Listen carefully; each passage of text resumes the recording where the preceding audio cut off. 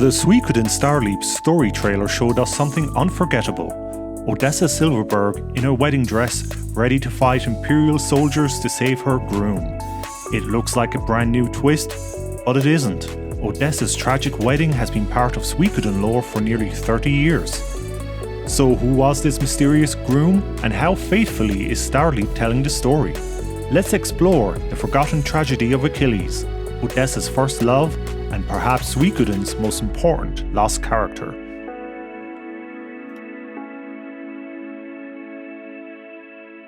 Let's first take a look at the original Suikoden Encyclopedia, published in 2001. Its entry for Achilles is brief but chilling. The former fiancé of Odessa Silverberg. Though an imperial noble, he opposed the corruption of imperial politics and provided aid to the Liberation Army. For this crime, he was sentenced to death, and as his final request before execution, he wished to hold a wedding with Odessa. During the ceremony, he seized the sword of a guard and attempted to flee together with her, but was struck by an arrow from a soldier during the escape and died. It's a stark, grim account, but the encyclopedia notes its source as being from a publication, not from any singular Suikoden game. To uncover the full story, we have to go back further. In 1998, Konami released the Konami parody comic series Genzo Suikoden manga. There are humorous stories, due to its nature as a parody comic, but despite this label, the manga also contained several serious stories that were later treated with surprising canonicity. Among them was the story of Odessa and Achilles. Here, in a story depicted as a reminiscence by Odessa as the party spends the night in Saradi, Achilles is depicted as a Scarlet Moon nobleman, an idealistic intellectual who despised the Empire's corruption. He fell in love with Odessa and the two became engaged, even taking in a war orphan named Michel. But before they could marry, Achilles was arrested for collaboration with rebels by Commander Craze, who we see the party fighting in the trailer. At the wedding granted as his final wish, Odessa struck back, blinding the guards with a rune, seizing a sword, and dragging Achilles with her in a desperate escape attempt. They ran together, but Achilles was struck by imperial arrows and died in Odessa's arms. His final words were a wish for the Empire to fall. Now, this wasn't just fan fiction in an authorized manga. The credits listed both the Suikoden development team itself and pseudonyms that quite possibly hid creator Moriyama Yoshitaka and artist Kawano Junko. In other words, this could very well have been Suikoden's own creators adding to their world. The tragedy of Achilles was not just depicted in this manga. In 1999, the Suikoden 1 novelization Soul Eater by Hori Shinjiro had Odessa retell the same story to Tira McDowell in Lennonkamp. Odessa had been born into an imperial noble family. Years ago, when the Empire's grip began to tighten, she fell in love with a nobleman who secretly supported a resistance group. But their secret was discovered, and her lover was captured and sentenced to death. Those condemned to death were granted one final wish. Odessa, on behalf of her lover, requested a wedding ceremony before his execution. The Empire granted her wish, but the ceremony was anything but joyous. Armed guards lined the hall, and the gallows loomed in the background. Her lover's execution was scheduled to take place immediately after the vows.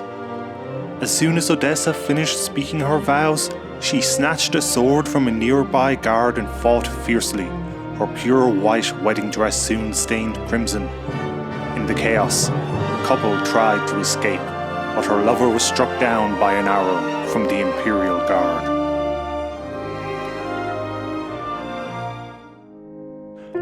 And later, in the 2001 Amosaya short story Moment of Thunder, published in Genzo Suikoden's short story collection 2, Odessa recounts Achilles' debt to Flick after first meeting him.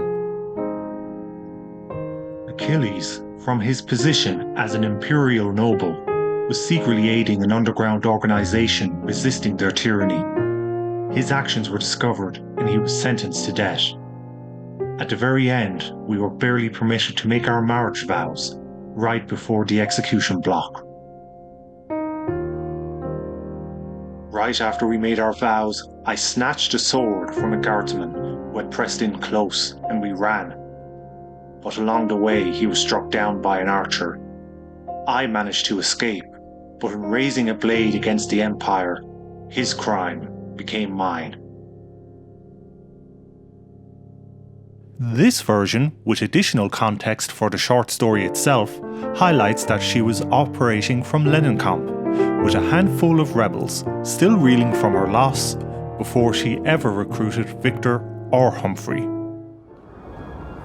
By this point, Achilles had become a recurring figure across Suikoden's novels and short stories, a ghost haunting the origins of the Liberation Army, even though he never appeared in the games themselves, but only for those who knew his little-mentioned story. Which brings us back to Starleap. The trailer suggests that Flick, Victor and Humphrey are all involved in actions in or around Odessa's wedding, helping her escape.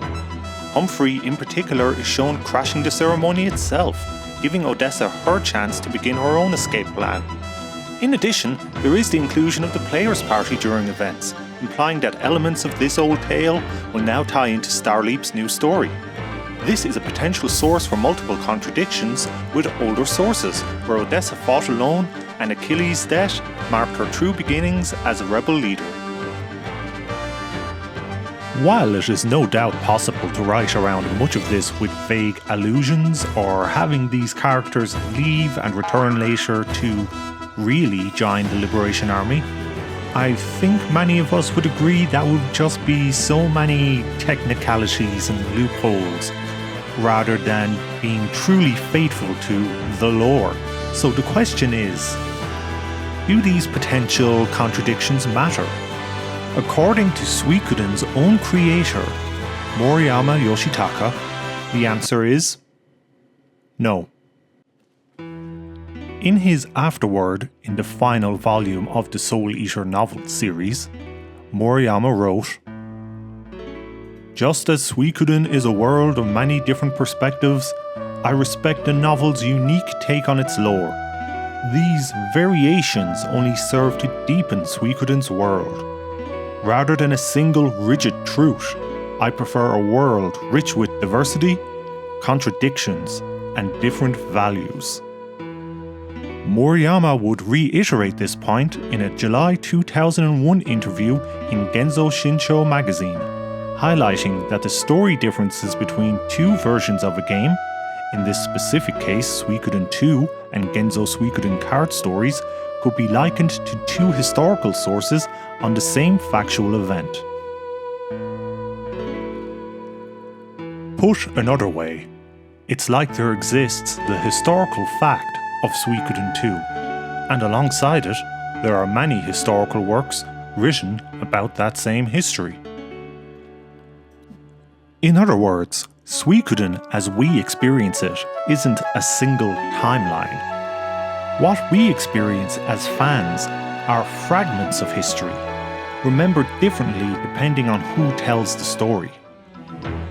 So when we see Odessa in Starleap fighting in her wedding dress, it isn't overwriting previous canon, it's the latest retelling of a foundational tragedy, the moment that shaped Odessa into a revolutionary.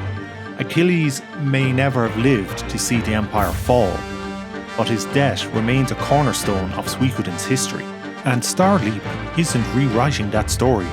In fact, you can find contradictions between the already established versions of the story we looked at today. No, Starleap is joining it, adding one more version to a tale meant to be told and retold, just like the legends that inspired Suikoden in the first place. If you want me to ramble about any other Suikoden topics, let me know in the comments, and if you rather I didn't, you can just go to genzopedia.org and read all the info yourself. Bye!